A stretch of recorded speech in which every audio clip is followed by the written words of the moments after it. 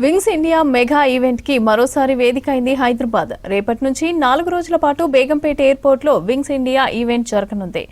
Airports authority of India ఫక్కి సహకారంతో కేంద్ర పౌర విమానయాన మంత్రిత్వ శాఖ నిర్వహించనున్నారు. ఇక భారత విమానయాన రంగ అభివృద్ధి, ఏవియేషన్ ఇండస్ట్రీలో ఉద్యోగ అవకాశాలు, పెట్టుబడుల్ని ఆకర్షించేందుకు ఈ ఈవెంట్ ఏర్పాటు చేస్తున్నారు.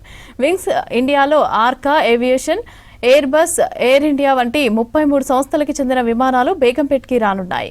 వింగ్స్ ఇండియా ఈవెంట్పై మరింత సమాచారం నరేందర్ అందిస్తారు. వింగ్స్ ఇండియా ఈవెంట్కి మరోసారి వేదికైంది బేగంపేట ఎయిర్పోర్ట్. రేపటి నుంచి ప్రారంభం కానున్న ఈవెంట్ దాదాపు 4 రోజుల పాటు జరగనుంది. ఇందులో ముఖ్యంగా అయితే ఇటు civil aviation ministry, FICCI and airports authority of India నిర్వహిస్తున్న ఈవెంట్లో మొత్తం 4 రోజుల పాటు దాదాపుగా 33 కంపెనీలకు సంబంధించిన ఎయిర్ క్రాఫ్ట్స్ కూడా ఇక్కడ అందుబాటులోకి రానున్నాయి. అంటే ఈ రోజే కొన్ని ఆల్రెడీ మనం బేగంపేట ఎయిర్పోర్ట్లో చూడొచ్చు. ఈ రోజే కొన్ని విమానాలు అయితే ఇక్కడ హైదరాబాద్కి వచ్చాయి. ముఖ్యంగా భారత విమానయాన రంగ అభివృద్ధి, ఉద్యోగ అవకాశాలు, ఇండియన్ సివిల్ ఏవియేషన్కి సంబంధించి ఇక్కడికి ఇన్వెస్ట్మెంట్స్ రప్పించేందుకు ఈవెంట్ని గత కొంతకాలంగా అయితే కేంద్ర ప్రభుత్వం నిర్వహిస్తుంది.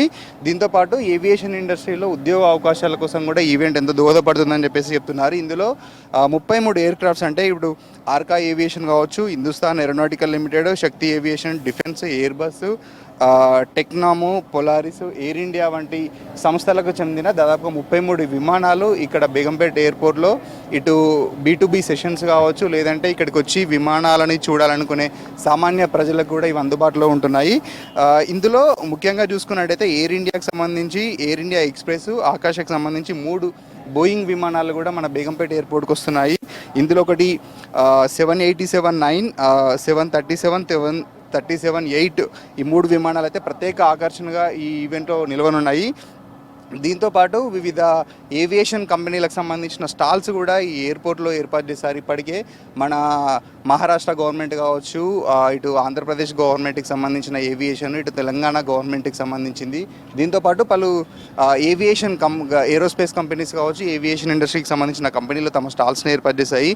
ఇవన్నీ కూడా 4 రోజుల పాటు జరగనున్న ఈవెంట్లో రేపు ఉదయం 10:30-11 గంటలకు కేంద్ర విమానయాన శాఖ మంత్రి రామ్మోహన్ నాయుడు వీటిని ప్రారంభిస్తున్నాడు. ఇందులో B2B సెషన్స్ కండక్ట్ చేస్తారు, B2G సెషన్స్ కూడా ఉంటాయి. మొత్తం వివిధ కంపెనీలతో MOUలు కూడా కుదుర్చుకునే అవకాశం అయితే ఇందులో ఉంది. దీంతో పాటుగా ఇటు తెలంగాణ గవర్నమెంట్ నుంచి కూడా మన ఆల్రెడీ హైదరాబాద్లో శంషాబాద్ ఎయిర్పోర్టు, ఇటు బేగంపేట ఎయిర్పోర్ట్ 2 ఎయిర్పోర్ట్లు ఉన్నాయి. దీంతోపాటు మన తెలంగాణలో ఎక్కడెక్కడ ఎయిర్పోర్ట్లు వస్తున్నాయి, వాటికి సంబంధించి ఎక్కడి వరకు పనులు అయ్యాయి అనేది కూడా ఒక స్టాల్ ఏర్పాటు చేసి దాంట్లో కూడా వచ్చే ఇటు అతిథులకి అయితే వివరించనున్నారు. ముఖ్యంగా చూసుకున్నట్టయితే ఇటు వరంగల్ కావచ్చు, ఆదిలాబాద్, పెద్దపల్లి, కొత్తగూడెం, నిజామాబాద్, నాగార్జున సాగర్ సంబంధించిన ఎయిర్పోర్ట్లు, అంటే నాగార్జున సాగర్లో వాటర్ ఏరోడ్రోమ్ అనేది కూడా నిర్మించే అవకాశం ఉంది.